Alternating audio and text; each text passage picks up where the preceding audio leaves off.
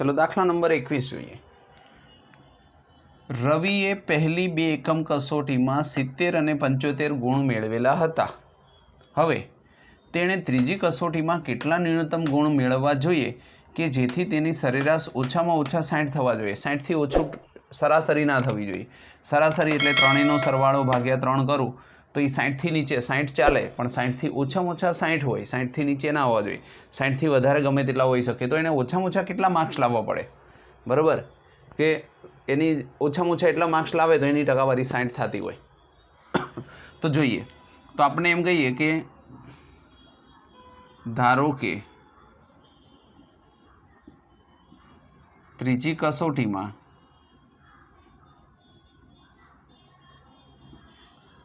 ન્યૂનતમ x marks છે, x ગુણ છે, બરાબર? એટલે કે ત્રીજી પરીક્ષામાં એને x ગુણ આવ્યા।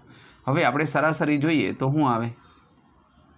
સરાસરી, સરાસરીનું સૂત્ર શું હતું કે 70 + 75 અને +x ભાગ્યા 3। આ ત્રણેયનો ભાગ ચલાવો તો 60 અથવા તો 60 કરતાં મોટું કિંમત આવવી જોઈએ, 60થી નીચે ના આવવી જોઈએ। તો એક્સની કિંમત કેટલી હશે? તો ટોટલ મારીએ, આ ત્રણને ઉપર જવા દો, 180 થઈ જાય। અહીંયા 5, 7 ને 7 14, 145 + x, અહીંયા કેટલા આવશે? 180। હવે અહીંયા x 180 - 145, 45માં 5 ઉમેરો તો 50 ને 3 35, તો એને ઓછામાં ઓછા 35 લાવવા પડે। 35થી ગમે એટલા વધારે લાવે, પણ 35 લાવે તો એના સરાસરી કેટલી થઈ જાય? 60 થઈ જાય, બરાબર? એટલે ન્યૂનતમ ઓછામાં ઓછા માર્ક્સ કેટલા લાવવા પડે? ન્યૂનતમ માર્ક્સ, ન્યૂનતમ ગુણ કેટલા? 35 લાવવા પડે, બરાબર? બસ આ જવાબ આવી ગયો। આપણને સરાસરી ગુણ ઓછામાં ઓછા 60 થાય તે માટે કેટલા ગુણની જરૂર પડે? તો 35, અથવા તો 35 કરતાં વધારે લાવે તો 60થી વધારે થાય। ચલો જુઓ, દાખલા નંબર 22માં એવું કીધું છે, કોઈ એક અભ્યાસક્રમમાં ગ્રેડ A મેળવવા માટે 5 પરીક્ષા છે। સરેરાશ ગુણ 90 કે તેથી વધુ હોવા જોઈએ। દરેક 100 ગુણની પરીક્ષા છે। જો સુનીતા પ્રથમ 4 પરીક્ષામાં 87, 92, 94 ને 95 હોય તો તેને અભ્યાસમાં A ગ્રેડ મેળવવા માટે 5મી પરીક્ષામાં કેટલા ન્યૂનતમ ગુણ મેળવવા જોઈએ? તો આપણે કહી શકીએ, ધારો કે 5મી પરીક્ષામાં x ગુણ હશે, બરાબર? હવે આપણને સરાસરી કીધી છે, તો જો સરાસરી લઈએ તો 4 ગુણ 4 પરીક્ષાના જોઈએ તો 87, 92, 94 અને +95, અને 5મી પરીક્ષાના આપણે x ધાર્યા ભાગ્યા 5, આ સરાસરી આવી। પણ આ જે 5મી પરીક્ષા છે એના માર્ક્સ આપણે કેટલા લાવવાના છે? પરીક્ષાની અંદર સરેરાશ ગુણ કેટલા હોવા જોઈએ? 90 હોવા જોઈએ।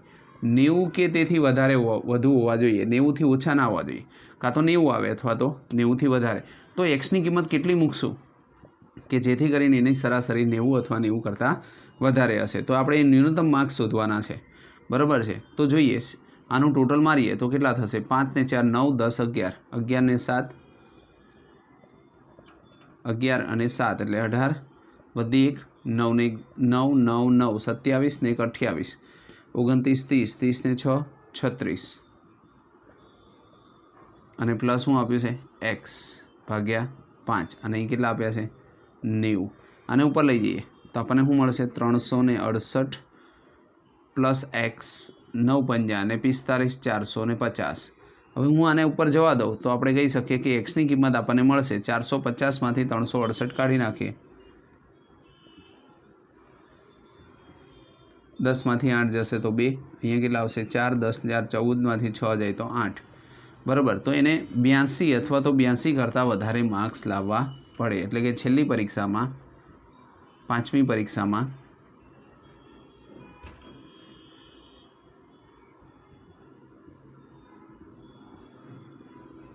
પરીક્ષામાં 82 કે 82 માર્ક્સ ન્યૂનતમ, એટલે ઓછામાં ઓછા 82 માર્ક્સ લાવવા પડે, 82 ગુણ લાવવા પડે, બરાબર છે? તો આ રીતે આપણે ગણી શકીએ। ચલો જુઓ, દાખલા નંબર 23 રકમ વાંચો. એવું કહે છે કે બે પૈકી પ્રત્યેક 10થી નાનો હોય, એટલે એવી કોઈ બે સંખ્યા લેવાની છે કે જે 10થી નાની હોય અને જેનો સરવાળો કરો ને તો 11થી વધુ થવું જોઈએ. તો એવી ક્રમિક અયુગ્મ ધન પૂર્ણાંકોની જોડ મેળવો, એટલે પ્લસ જ લેવાની છે, ઋણ ના આવવી જોઈએ. બરાબર. પણ આપણને શું કીધું છે કે એવી બે સંખ્યા જોઈએ છે જે અયુગ્મ હોય અને એ બંનેનો સરવાળો 11થી વધુ હોય અને એ સંખ્યા 10થી નાની હોવી જોઈએ. તો આપણે અહીંયા જોઈએ તો ધારો કે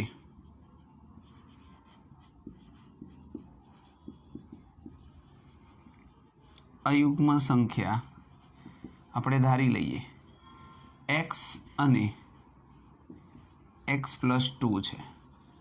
કેમ x+2 ધાર્યા? હવે માનો કે 5 આવશે તો આ 7 આવશે, આ 7 હશે તો આ 9 હશે. એકી સંખ્યા જ કીધી છે તો તમારે અહીંયા x+2 જ ધારવા પડે. જો તમે આમ ધારો x અને x+1 તો આ ક્રમિક થઈ જાય. જો આ 5 હોય તો આ 6 હોય. આપણે તો અહીંયા અયુગ્મ જ આવી જોઈએ. એનો મતલબ શું ધારશું? x અને x+2. હવે આપણે જોઈએ તો આપણને ખ્યાલ આવે કે અયુગ્મ સંખ્યા x અને x+2 છે. હવે એવું કહે છે કે એનો સરવાળો 11થી વધુ હોવો જોઈએ. x + x+2 એ 11 અથવા 11 નથી કીધા પણ 11થી વધુ જ હોવો જોઈએ. બરાબર. એવું નથી કીધું કે 11થી વધુ. 11થી વધુ અહીંયા 2x અને 2ને સામે જવા દો, x 2x અને આ સામે જશે તો કેટલા આવશે? 11માંથી 2 જાય તો 9. હવે જો આને ભાગી નાખીએ તો xની કિંમત 9/2 એટલે કેટલા આવશે? તો x છે એ 4.5 કરતાં તો મોટો જ હશે, એટલે 4.5થી નાની સંખ્યા નહીં આવે, એનાથી મોટી જ આવશે. બરાબર. એક્સની કિંમત. અને અહીંયા આપણને એવું પણ કીધું છે કે એક સંખ્યા x છે અને બીજી કઈ છે? x+2. પણ બે પૈકી પ્રત્યેક 10થી નાની હોય. હવે આપણે અહીંયા લઈએ કે x+2 બરાબર એ કોનીથી નાની હોવી જોઈએ? 10 ના હોવી જોઈએ, 10થી નાની, અને એનો સરવાળો 11 થવો જોઈએ. તો x+2 પહેલી સંખ્યા અને બીજી સંખ્યા, પહેલી સંખ્યા x છે તો બીજી x+2 છે એટલે x કરતાં મોટી જ હોય, પણ આ 10 કરતાં મોટી ના હોવી જોઈએ. હવે 2ને સામે લઈ જાઓ તો કેટલા આવશે? 10માંથી 2 જાય તો 8. આને જો સમીકરણ 1 આપો, આને સમીકરણ 2 આપો, તો સમીકરણ 1 અને 2 પરથી આપણે આવું કહી શકીએ કે x છે ને એ 4.5થી મોટો અને 8થી નાની, આવી કોઈ પણ સંખ્યા હશે xની. બરાબર. હવે આપણે જોઈએ તો 4.5થી મોટી એટલે 5 હોઈ શકે, 6 તો લેવાય નહીં, આપણે તો અયુગ્મ લેવાની છે, તો 7 હોઈ શકે, 8 ના આવે. એટલે આપણી પાસે xની શક્ય કિંમત કેટલી આવશે? x બરાબર 5 અથવા તો xની કિંમત કેવી આવે? 5 અથવા 7, બેમાંથી એક આવી શકે. તો જો એ મૂકીએ આપણે 5 અથવા તો 7. તો જો તમે x બરાબર 5 લઈ લો તો x+2 બરાબર 7 થઈ જાય, 5 ને 2 7. જો x બરાબર 7 લઈ લો તો કેટલા આવશે? તો કે x+2 એટલે 7 + 2 9 થઈ જાય. આની જોડી બનાવો, 5 અને 7 ટોટલ મારો, 5 ને 7 12. જો 10 11 કરતાં વધારે થવું જોઈએ. અને 7 ને 9 7 + 9 કેટલા થશે? 16. બરાબર. જે કિંમત હતી 10થી નાની હતી, આપણને એવું કીધું છે કે બે પૈકી પ્રત્યેક 10થી નાની હોય અને જેનો સરવાળો 11થી વધારે હોય એવી ક્રમિક એટલે એક પછી એક આવતી હોય. તો જો 5 અને 7, 7 અને 9 થઈ ગયું ક્રમિક. ધન પૂર્ણાંકોની જોડ મેળવો, તો આપણે આ જોડ મેળવી લીધી, 5 7 અને 7 9. બરાબર. જે 10થી નાની છે, બે પૈકી પ્રત્યેક 10થી નાની છે અને 10થી નાની અને તેનો સરવાળો 11થી વધુ છે, 11થી વધુ છે. બરાબર. આવી આપણને બે જોડ કીધી હતી તો આપણને મળી ગઈ. ચલો જુઓ, ફરી એવું જ કંઈક આપ્યું છે. બે પૈકી પ્રત્યેક 5થી મોટા હોય, એટલે અહીંયા હવે આપણે જે સંખ્યા લેવાની છે, ધારો કે, અને કેવી લેવાની છે? યુગ્મ. અત્યાર લગી અયુગ્મ હતી પણ ધારી તો એક સરખી જ શકાય. ધારો કે બે યુગ્મ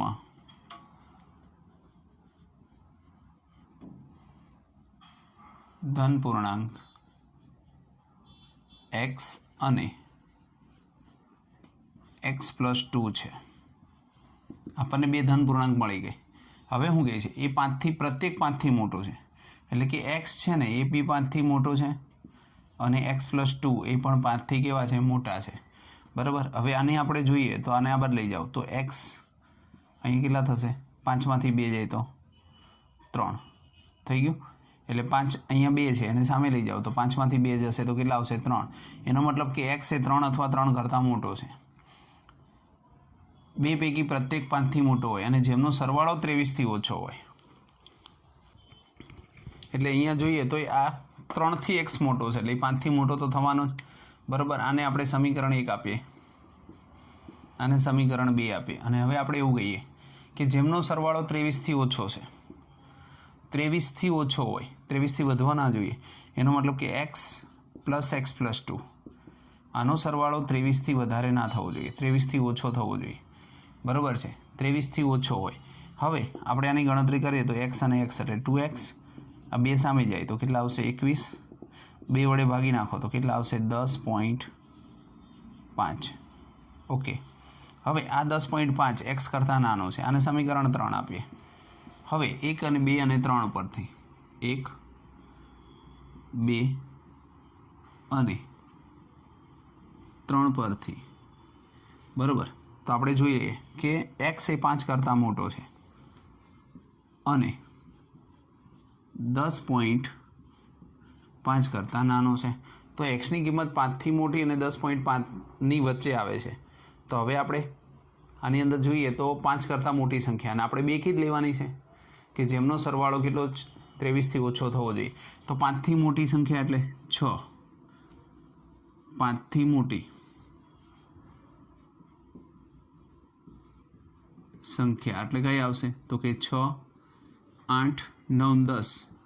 10 પણ લઈ શકાય કારણ કે 10.5 સુધી છે તો 10.5થી નાનો x છે અને 5થી મોટો છે.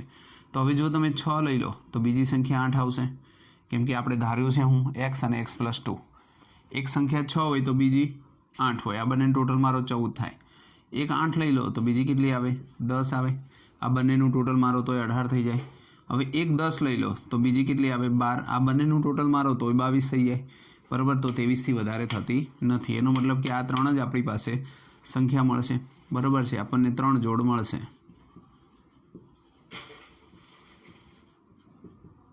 બરાબર કે જેમાં 5થી મોટી અને સરવાળો 23થી ઓછો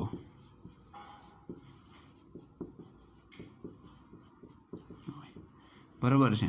તો આવી રીતના આપણે ગણતરી કરી શકીએ. ચલો જુઓ દાખલા નંબર 25. ત્રિકોણની સૌથી મોટી બાજુની લંબાઈ.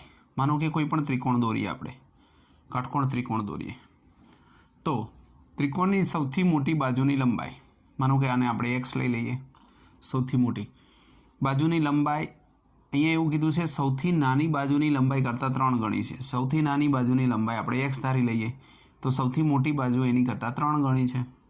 અને આ સિવાયની જે ત્રીજી બાજુ હતી એ સૌથી મોટી બાજુથી 2 સેન્ટીમીટર નાની છે એટલે કે 3x - 2 થઈ ગયું. તો ત્રિકોણની પરિમિતિ ઓછામાં ઓછી 61 સેન્ટીમીટર છે. હવે અહીંયા આપણે લઈએ કે ધારો કે ત્રિકોણની સૌથી નાની બાજુ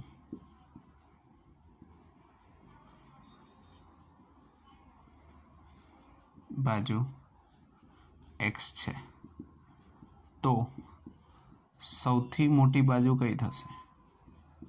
સૌથી મોટી બાજુ 3x થશે.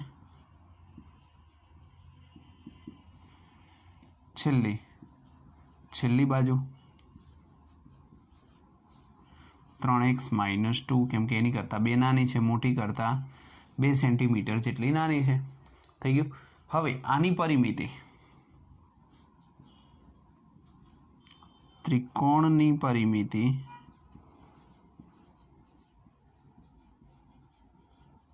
આપણને એવું કીધું છે કે ત્રિકોણની પરિમિતિ ઓછામાં ઓછી 61 છે, 61થી ઓછી નથી. તો ત્રિકોણની પરિમિતિ એટલે ત્રણેય બાજુનો સરવાળો 3x + 3x - 2 અને +x 61. 3 ને 3 6 અને 1 7x - 2 61. હવે આને આમ જવા દો 7x 61 ને 2 63 x 7 વડે ભાગી નાખીએ કેટલા આવશે 9। તો એક્સની કિંમત 9 અથવા 9 કરતાં મોટી છે। સૌથી નાની બાજુની ન્યૂનતમ લંબાઈ શોધો। તો આપણને એક્સની કિંમત 9 અથવા તો 9 કરતાં નાની, તો સૌથી નાની બાજુ 9 થશે। સૌથી નાની બાજુ 9 સેન્ટીમીટર હશે। સૌથી નાની બાજુ કીધું છે, જો મોટી કરો તો 9 તરી 27માંથી 2 જાય તો 25 થાય, અને અહીંયા 9 તરી 27 - 2 એટલે 25 થાય, ને અહીંયા 9 તરી 27 થાય, ને 9 થાય, બરાબર। તો આ રીતે આપણે ગણી શકીએ। ચલો જુઓ દાખલા નંબર 25। એક વ્યક્તિ 91 સેન્ટીમીટર લાંબા એક પાટિયાના 3 ટુકડા કરવામાં માગે છે। હવે એની વધારેમાં વધુ 51 સેન્ટીમીટર જ લંબાઈ છે, પાટિયું લંબાઈ વધે નહીં, બરાબર। 51 સેન્ટીમીટર ફિક્સ થઈ ગયું, એનાથી વધારે મોટું ના હોય, વધુમાં વધુ 91 સેન્ટીમીટર છે। હવે એના 3 ટુકડા કરવા માગે છે। બીજા ટુકડાની લંબાઈ, આ જે બીજો ટુકડો છે એની લંબાઈ નાના ટુકડાની લંબાઈ કરતાં 3 સેન્ટીમીટર વધુ છે। તો આપણે કોને ધારવું પડે? ધારો કે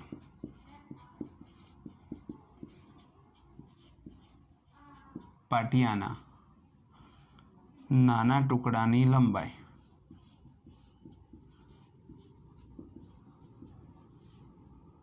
શું છે? x સેન્ટીમીટર છે, બરાબર। સૌથી નાનો ટુકડો છે ને એ 1 સેન્ટીમીટરનો છે। હવે બીજા ટુકડાની લંબાઈ,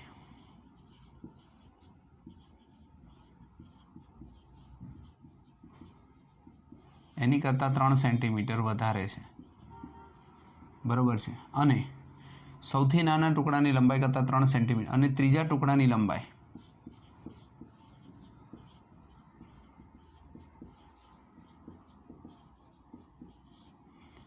સૌથી નાના ટુકડાના લંબાઈથી બમણી છે, એટલે કે 2x સેન્ટીમીટર છે।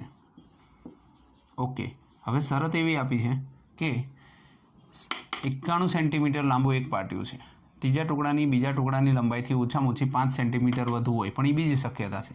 તો ટુકડાની શક્ય લંબાઈ શોધવાની, 3ની આપણે લંબાઈ શોધવાની છે, પણ આપણને એવું કીધું છે કે ત્રણેયનું ટોટલ મારીએ, x, બીજો ટુકડો x+3 અને ત્રીજો 2x, આ 91 સેન્ટીમીટરથી વધે નહીં, એનું જેટલું અથવા એનાથી ઓછું હોઈ શકે।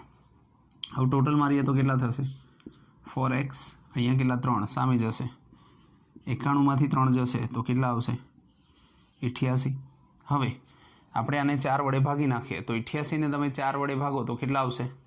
તો કે 22x કેટલા આવ્યા? એક્સની કિંમત 22 આવી, બરાબર છે। હવે બીજી શરત જોઈએ તો ત્રીજા ટુકડાની લંબાઈ, ત્રીજા ટુકડાની લંબાઈ કેટલી છે? 2x। એવી શરત આપી છે કે આ જે 2x છે બીજા ટુકડાની લંબાઈથી, ત્રીજા ટુકડાની લંબાઈ બીજા ટુકડાના લંબાઈથી ઓછામાં ઓછી 5 સેન્ટીમીટર વધુ હોય।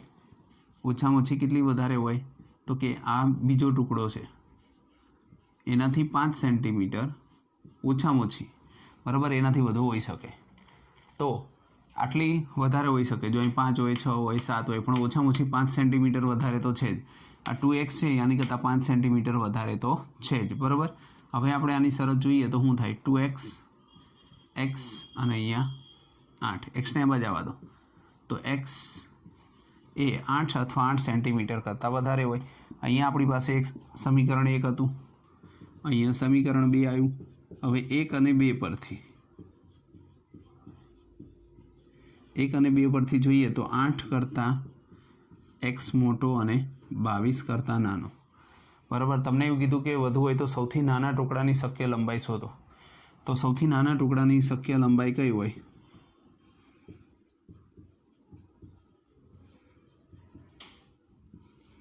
શક્ય લંબાઈ 8 સેન્ટીમીટર હોય,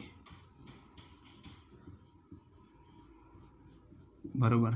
8 અથવા તો 8થી વધારે, પણ સૌથી નાના ટુકડાની શક્ય લંબાઈ શોધો। તો સૌથી નાના ટુકડાની શક્ય લંબાઈ 8 સેન્ટીમીટર હોય, ઓછામાં ઓછી 8 સેન્ટીમીટર હોય, તથા વધુમાં વધુ કેટલી હોઈ શકે? વધુમાં વધુ 22, 22થી વધુ ના હોય, 22 સેન્ટીમીટર હોય, બરાબર। આ બે શક્ય જવાબ આપણી પાસે આવે।